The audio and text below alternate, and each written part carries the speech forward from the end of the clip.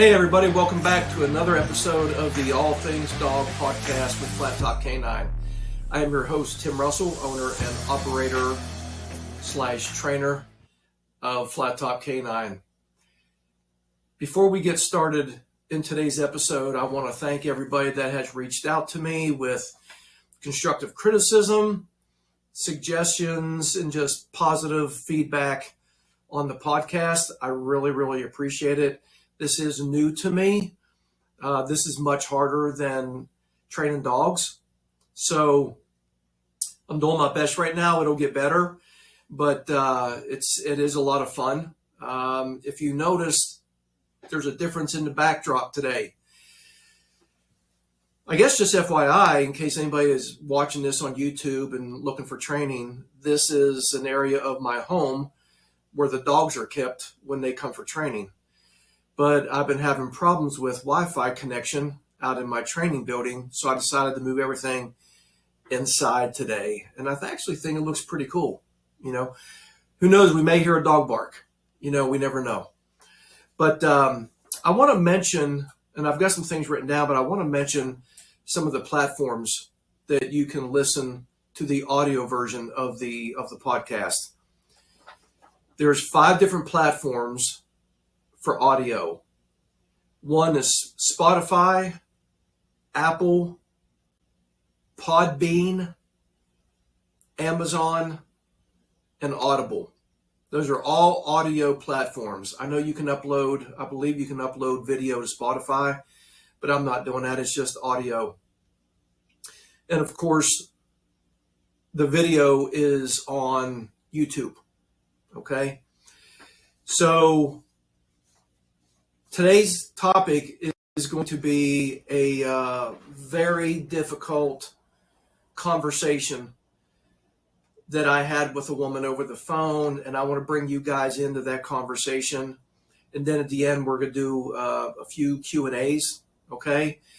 But first, today's sponsor is FlatTop K9. Thank you very much. Many of you heard me talk about these supplements. If you have a dog, even if you have a cat, but especially if you have a large breed dog, okay? Dogs that are known for hip dysplasia, Shepherds, Rottweilers, Corsos. This right here is a prebiotic that is great for their gut, their coat, their immune system. It's awesome. This right here is a game changer. I felt it was a lifesaver for my female. This is what I use for their joints, and this is incredible, okay? You can go to my website, which is flattopk9.com. There's links there under food and nutrition that you can go right there and click on it and order these. If you go auto ship, you can save 15%. And there is nothing better made than these products, okay? That's not a sales pitch. It's the truth. It's been proven. And it's amazing. So you want to be proactive, not reactive, okay? So really research this stuff. Just don't take my word for it. Research it. And it's been in magazines as top rated. You cannot buy this off a shelf or Costco or Sam's or anything like that. You know, they can only go through a distributor. Do I make a little bit? Yes, but honestly, I don't know what it is. Okay, I just believe in a product that much. That's why I push it. Okay, so if you're interested, you can go to the website flattopk9.com under food or health and nutrition, and you'll see all the information right there to order. All right, let's put this aside. All right, in the end, I'm going to do a little bit of a giveaway, okay? It's not much, but it's something, okay? Now, let's get into it. I had a lady call me, and again, I'm going to bring you guys right into the conversation with me on the phone, and this is the way it went down, okay? A lady called me and asked me if I did boarding And I said, well, I do boarding sometimes for past clients, but it's not a standard practice for me. And so she said, well, you do training. I said, well, of course I do training. And so I said, what kind of dog do you have? And she said, I have a cattle dog. And I said, oh, okay. And I said, how's that going? And she said that the dog had been attacking the FedEx driver, the UPS driver. And we talked for about an hour and a half, I think it was, on the phone. And so I asked her a bunch of questions. What was her goals with the dog? But she had told me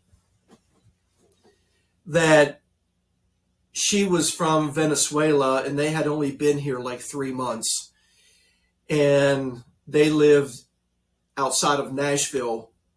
And they had taken their dog to a boarding facility in Nashville. They get on a plane, her husband, and her 2 kids, and they fly to Florida for a vacation. While they're in Florida, she gets a call from the boarding facility that her dog attacked another dog. So they told her that she needed to come and get her dog. Well, she's in Florida. They don't have any family here. So the only thing she could do was buy a plane ticket and fly back to Nashville and go get her dog from a boarding facility. So that's when she started reaching out. She had called some other trainers and then she reached out to me. But during the course of the conversation, I just felt that she was really vague in some areas. And so I would ask her certain questions and there was just really, really short answers. So I told her, I said, ma'am, I'm just going to be honest with you. I just don't feel like you're telling me all the story. You're saying that the dog has attacked FedEx, UPS. Is there anybody else that this dog has attacked? And she got quiet. And she goes, my 12-year-old daughter. And I just went, wow. Excuse me. So I said, I want you to forget everything that I've said for the last hour and a half. And I said, you need to put the dog down. Now, years ago, I tried to save every dog. But folks, there are some bad dogs. There are some trainers out there that have their little slogan of no bad dogs, but I don't agree with that. There are some bad dogs. And sometimes the best thing for those dogs and for the safety of everybody around them is to put the dog down. Do we want to? No. But when it involves children, I draw the line. I will very quickly tell you, after I've gotten the history, when it comes down to children, I'll say put the dog down. The dog is not safe. You guys are not safe. So I feel the best thing is to euthanize the dog. So I told her that, and I could hear her just take a deep breath in. And she said that I have to get a hold of my husband. I said, okay, get back with me. So she did. And she got a hold of her husband, and he said, we need to listen to him because we've already talked to 2 other trainers that said the same thing. This is the 3rd time we need to listen to what the guy's saying. So she says, I don't know what to do. I don't know where to go. I don't know how to handle this. And so I offered to help her. I said, there is an animal hospital in Murfreesboro, if you're willing to drive to Murfreesboro, that's open 24 hours, and they will do it. They will do the euthanasia. And so I gave her the name and number, and she called, and this was on a Saturday that she had called me. And so she says, I have an appointment tomorrow at 9:30 in the morning. And I said, I am more than happy to meet you there and to give you support if you would like. And she said, I would like that. Now, this animal hospital is always busy. So I met her there, and when I got there, her car was the only car in the parking lot. So I parked all the way down at the end of the parking lot across from her, but I was probably maybe 10 yards away. She was out in the parking lot with the dog. Okay. I didn't walk over to her. I stayed up against the building because I was going to go inside. She was actually over by the grass, getting ready to let the dog go to the bathroom. And that dog saw me. She had it muzzled. But when that dog saw me, he came at the end of the leash and was doing everything that he could to get to me. And I did nothing to the dog. I was getting ready to go into the building. She could barely control the dog. Okay. So from a distance, I gathered some information from her, and then I went in and I talked to him. Now, this animal hospital, they recommend me for training, so they know me. Okay.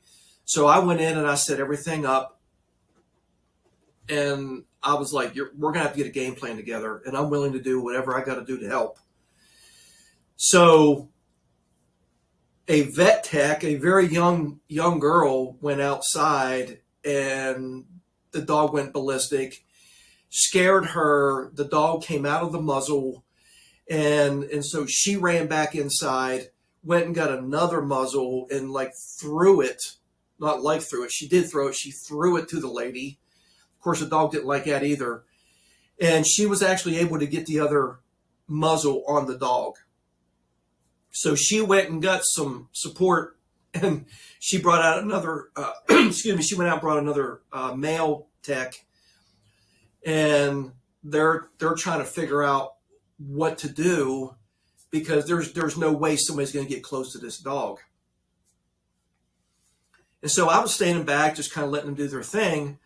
And finally I said, can I make a suggestion? And they said, yes. And I said, how about we put the dog in the back seat? The owner can put the dog in the back seat on the driver's side, hold the dog, by the collar. You guys, because they wanted to give the dog a sedative. Okay. So they could come around on the passenger side, open up the door, and give the dog the injection in the hip. That's the safest way that I could think of doing it. So they went back inside and they got a towel, and they came out and they gave it to the owner. And then now this lady is not a big lady at all. Okay. These cattle dogs are tough dogs, guys. I mean, they are tough dogs. Just normal. And there are some good ones, but there are some bad ones, and that's with any breed. But I mean, this dog was not a very big dog, about medium size, and man, he was strong. So they got the towel and they brought it out to her, and they said, put it over his head. So she has the rear driver's door open, and they are on the right side, the passenger side of the car, just standing there, and they got the syringe in their hand. And I'm standing back from the car.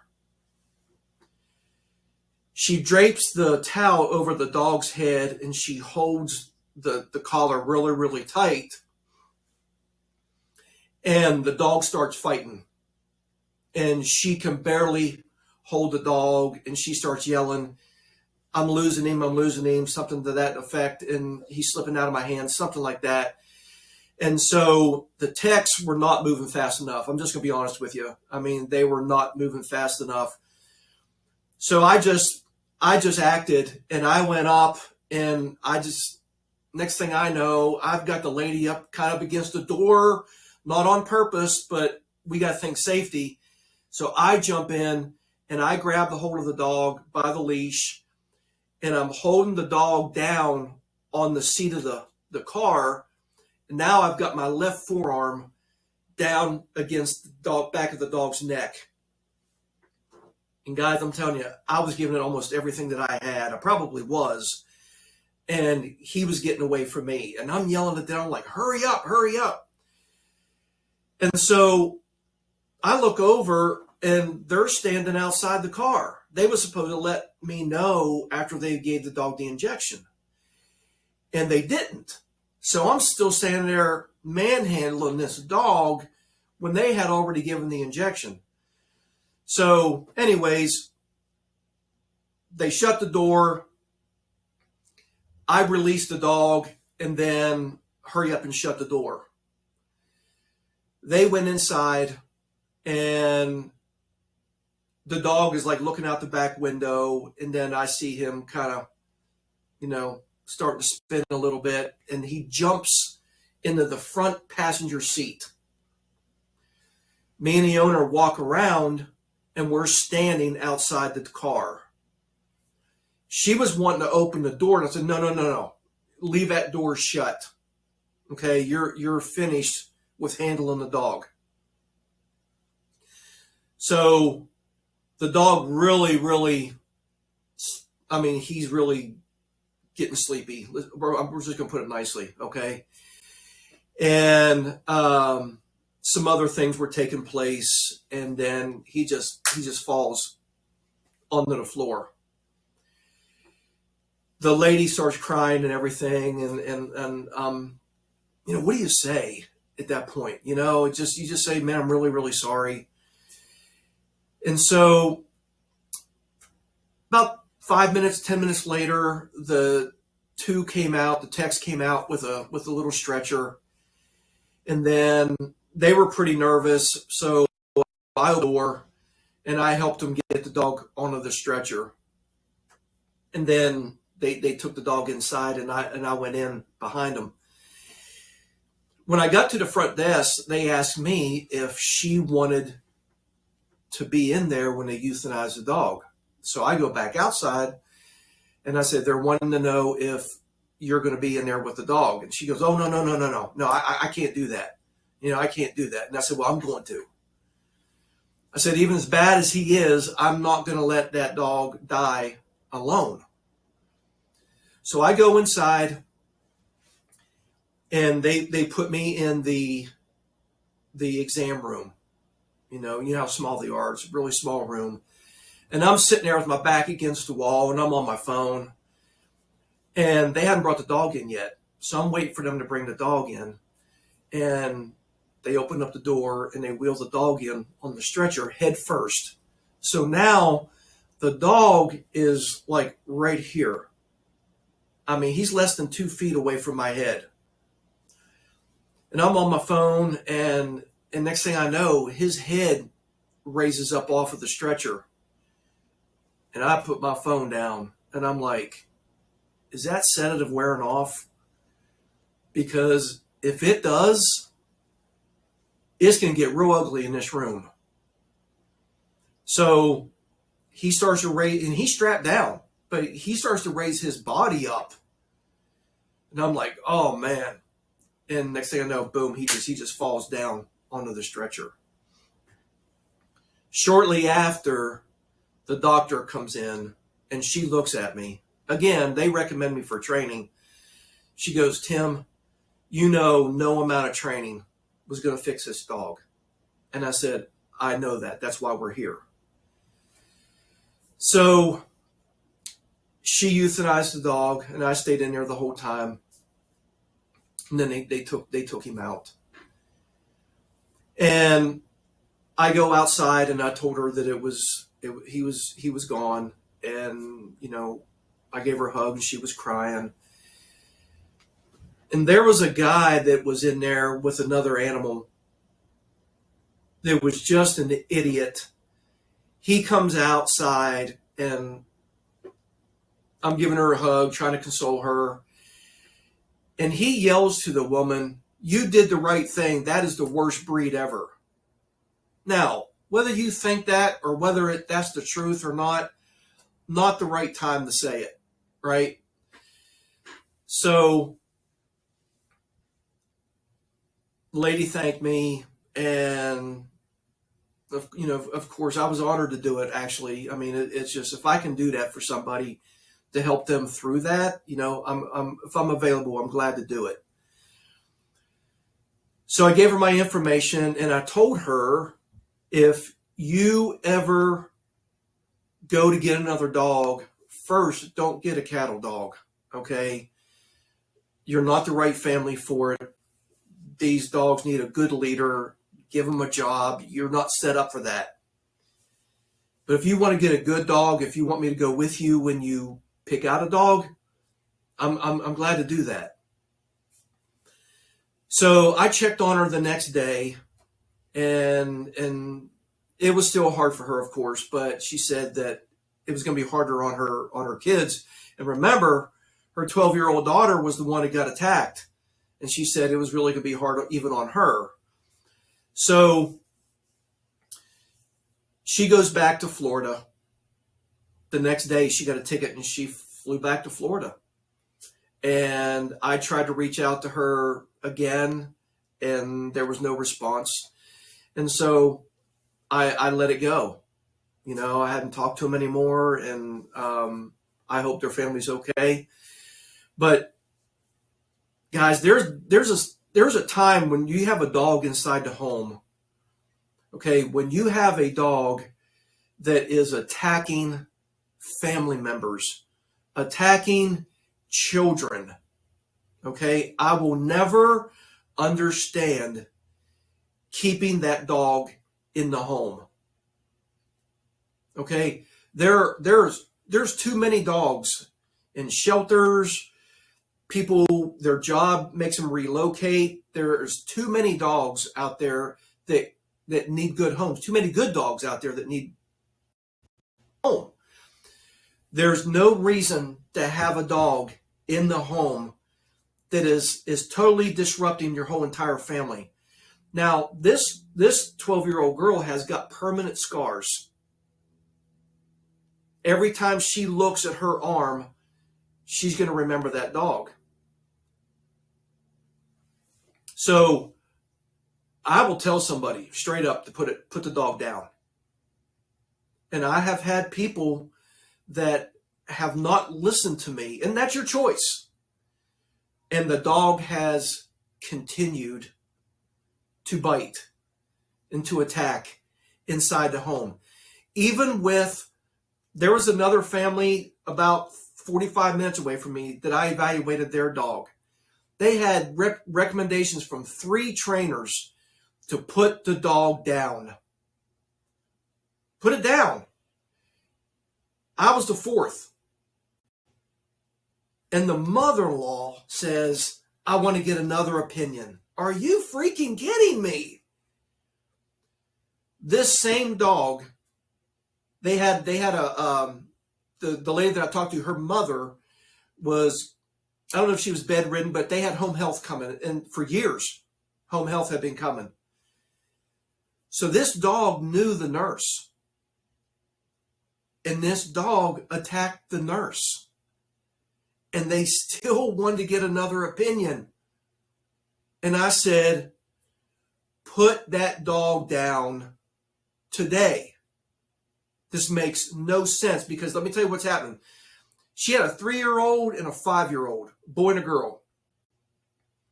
I said, it almost happened once and you caught it.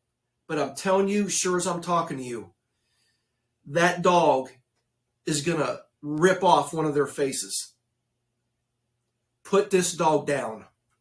Think of your children over this dog. For heaven's sake, come on. So I don't have a problem anymore. Once I assess the situation, once I've kind of like, okay, we could try this, we could do that, and it's not going to work, put the dog down.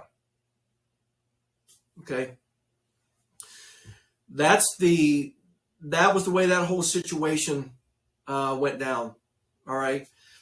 So what I want to do now is I want to do a few questions, and then we'll finish this out. But I am going to do a little giveaway. But first, let me say this: if you want to send in a question to me, you can reach out to me at FlatTop K9, FlatTop, all one word, the letter K, the number 9, FlatTop K9 at gmail.com. Send that in and I'll answer it on a podcast. Okay. Now, I'm going to be honest with you. So you may or may not like my answer, depending on what you're asking, but if you want help for you and your dog, then you got to be able to take it. It's as one lady that does a podcast, she's like, get a helmet, because I'm just going to be straight with you. All right. So I'm going to look over here because I have an iPad set up, and I'm going to read a lot of this, and then I may skip through. But anyways, then I'm going to talk about it. So it says, excuse me. So it says it's a bit too late now, but I'm annoyed about the disapproval my dog trainer showed about getting. She double printed here. Getting my German Shepherd spayed at 1 year old. And we're going to have a podcast about that too. And I guess I'll touch on it a little bit now.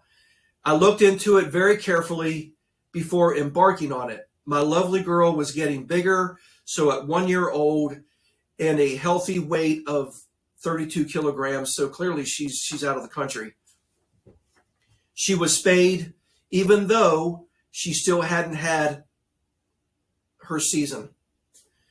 I was concerned about this and discussed it with the vet, weighing up all the pros and the cons. It's a much more complex surgery as the dog gets bigger, and now I'm getting ridiculed for this. I'm probably being oversensitive about this, but I think the trainer should have kept her opinion to herself. I didn't ask her. Now, clearly, this is not a question. I guess she felt like she needed to vent, but here's my take on it. One, vets, they have an agenda, okay? In my opinion, most of them, the ones I've dealt with and the ones that I deal with from the clients, they don't care about really the what early spay and neutering can do to your dog, okay? It can be very damaging to the dog. The joints, development of the brain, so many things can go south, and I see it all the time, okay? So I'm going to put myself in this trainer's shoes. Let's say this lady called me, and we talked about this.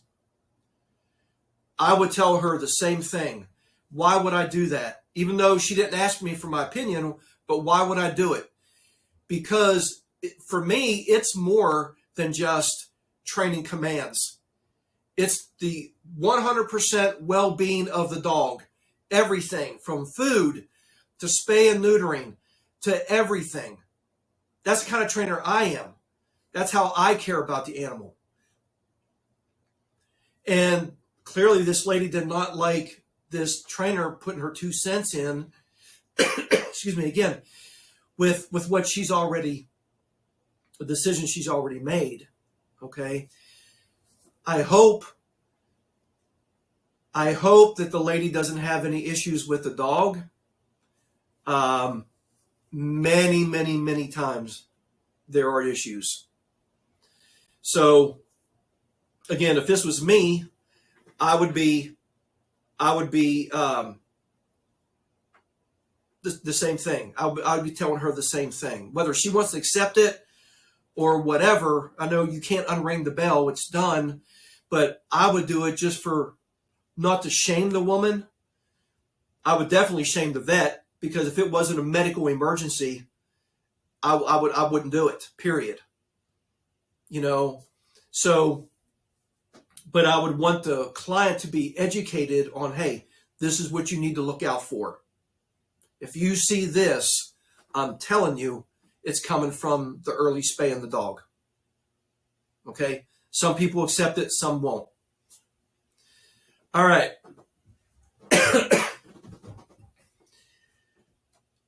Now, if I give training advice on these things, guys, this is the way I would do it. If you're a trainer out there listening, if you would do it a different way, that's fine. You do it. Okay, you do it that way. Okay, don't get on comments or, my channel and stuff like that and start bad mouthing me because you do it a different way. Okay. If you do it a different way and you get the best result and you treat the dog right, then fine. Okay. But I handle it the way I handle it. Not to say I can't learn a different way, but for years, this is the way I've been doing it. And if it's not broke, don't fix it type of thing. So here's a lady that is dealing with a German Shepherd that is jumping over a 6-foot chain link fence. Okay. So we got a nice 6-foot chain link fence, put it up in the fall for this girl, Harley, and her sister to have a big area to go run and to do their business. But this Houdini is jumping over it like nothing. She is definitely still very much a puppy, but clearly very smart. Now, first off, she doesn't say the age of the dog. That would be very helpful to know. She's definitely so much a puppy. She jumps it and comes to the front door and uses the paw to open up the door and lets herself in. Okay, let me tell you first of all, before I finish this, that tells me right there that there's more going on inside the home than just the fence out back. Okay, it's never one issue. Okay, owners aren't doing their part. They don't have the boundaries. They don't have the structure and all this stuff inside the home. The dog is running the ship, romper room in the house. I'm telling you, there's more to it than the fence.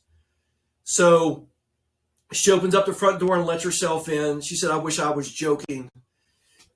I don't put her in a tie or on a tie in the fence or in the backyard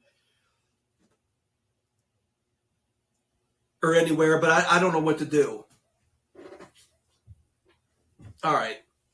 First of all, you got to get control of your dog in the house. Okay? No dog of mine is going to be opening up a door and letting themselves in my house. Okay? I don't teach that. I feel a lot of that stuff comes from teaching the dog to, now, let me finish first. Teaching the dog to like ring a bell, and they start doing this stuff. And next thing you know, the door comes open. But then there are some people that actually teach the dog how to open doors. Okay, we know service dogs, sometimes they'll do it. But a lot of times it's just lazy owners. They're on the couch watching TV and the dog, I'm going to teach the dog to do this. Okay, so they start the bad behaviors. So, but on to this. So get control of the dog inside the home. Okay, that can fix a lot of your problems. Now, the fence. Now, I'm a huge advocate for e-collar, mini educator e-collar technologies. It is not mandatory when you come to me for training, but different breeds, I may say, I really recommend the e-collar training. Okay, when I do that training, the dog is properly conditioned, humanely conditioned to the stimulation. Now, me personally, I only do it after I've worked with a dog for a couple weeks and they're solid on the obedience, mainly recall. Okay? Now, so with that being said, if I have to give the dog a correction, now I don't really get any pushback from the dog. Do they like it? No. But, they're not going to run off, run away from the stimulation because I've taught them what it means. Okay? Now, there are some situations where you may have to apply an e-collar correction before you actually condition the dog properly to the stimulation. This can be one of those situations. If you have a dog that is jumping the fence like this, or digging, or counter surfing, or things like that, the best way to handle it, in my opinion, is that let's just say best case scenario, her window is lined up with the backyard. She has a professional collar, not some piece of junk from Petco or Amazon. Professional gear. She has it set on a very, very high level. Okay. So an e-collar, a mini educator goes from a 0 to 100. If I want to stop a behavior, okay, the lowest number that I will start on is a 50. Something like this, I would probably start at an 80. It's a German Shepherd. If it was a smaller dog, maybe more sensitive, I may not have to go that high. But we have to make a point, right? This dog could get out of this yard, run out into the street, get hit by a car, get killed, all the negative stuff, right? So we have to stop the behavior. So we have to make our point, right from the very first correction. So I would have the collar on the dog, have it set to say 80, or if you want to go higher, that's your choice. It's your dog. And you are in the house watching from a kitchen window. The dog doesn't see you standing in the backyard with a remote in your hand, because they will put 2 and 2 together. Soon as that dog's paws touch that fence, hopefully they'll touch the fence, the correction applies. You apply the correction. Now, if the dog is just walking through the yard, never touches the fence, and just leaps over it, then we have to change that a little bit. So we would need to correct the dog if the dog's getting too close to the fence, just like an underground fence, electric fence. So if the dog is touching, correction immediately for so the dog will associate the correction with the fence. If you have to do it, if he's just going to leap over, then you're going to have to do it when the dog gets a few feet from the fence. So he learns that, this barrier right here, this is all the farther I can get. Okay. So that's how I would do that. And you can do the same thing with counter surfing, digging in the backyard. The big thing with corrections with the e-collar is, if at all possible, you don't want the correction to be associated with the owner. Okay? Because if this is a mouse, but this is, just to give you an example, dogs become collar wise. Okay? That's why when you see a lot of trainers that only train, like their foundation is e-collar, when it goes off the neck, the dog just goes right back most of the time to what they were like before. So, and that's not dog training, okay? But if you're standing here like this and you're waiting for the dog to do the unwanted behavior, eventually they'll just be like, they're not going to do the behavior because they see you standing there with a remote in your hand. So I also have an e-collar that is called the Finger Trainer from e-collar Technologies. It's like a black ring that I put on my finger, and I can have the remote set to whatever number I want it on or need it on, and I can put the remote in my pocket. So I'm out, the dog's got the collar on, and the dog don't see nothing in my hands. And all I got to do is I go like this, and I can still have a conversation with that dog. They think they're going to get away with it because they don't see a remote. So that also comes in handy. But if a dog starts to dig, again, set a camera up, and you're in the house watching on your phone, and as soon as that dog starts to dig, boom, the high level correction comes. Now the association is with the hole and with digging, and not with you. Very, very effective. Okay. A lady she posted a picture of her German Shepherd, and then beside it was a picture of a trench. You would have thought somebody went to Home Depot and got a trench digger and dug this trench. But she said that it was from the dog digging. He must have been going after moles or something. She's like, how do I stop it? And I told her exactly what I just told you guys with the e-collar. All right. My girl is 3 months old. How do I get her to start going down the stairs by herself? She's starting to get too heavy to carry. All right. Now,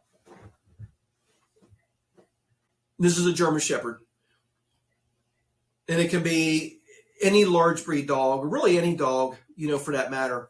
You really got to be careful with the downward pressure on their joints. Going up really isn't an issue. Okay, when my shepherds were young, up until they were a year old, I lifted them out of my truck down onto the ground. I let them jump in, but I didn't want that impact on their joints. So that's number one. You got to be careful. So, because some dogs, they won't take one step at a time. They'll jump. And now if you got a dog, a young puppy, 3 months old, that is doing that, then now you're putting pressure on those joints. It can be damaging to the dog. Okay, so you got to be careful. Aside from that, the more you pick up the dog, they're not gonna do the steps. Okay, they're expecting you to pick them up. I had a client say, I can't get my dog to get into the vehicle, to my truck. And I said, how long has this been going on? And he's like, a long time.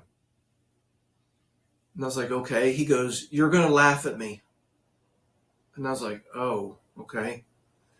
He goes, I sing to her to get her in the truck.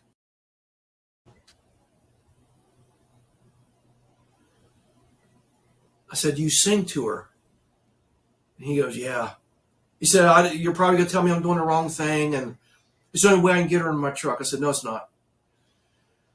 So she came for training, and I put the leash on her, and she didn't want to go in the truck. And I took about 10 minutes to work with her. I did some other things I'm not going to go into right now. With her, I took her back to the truck,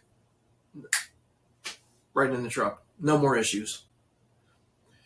So I understand that sometimes people don't know what to do, but some of the things that people end up doing to get their dog to do certain things is just it's pretty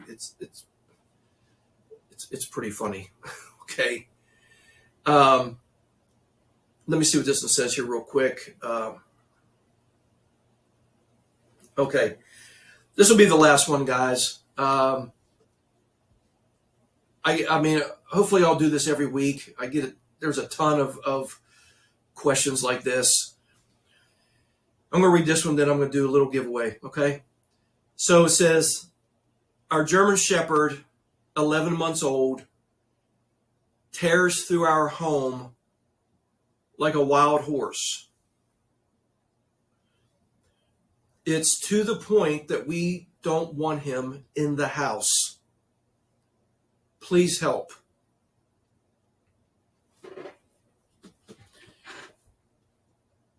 Back to the fence question. When I said there's more going on than just the fence, here's an example of it.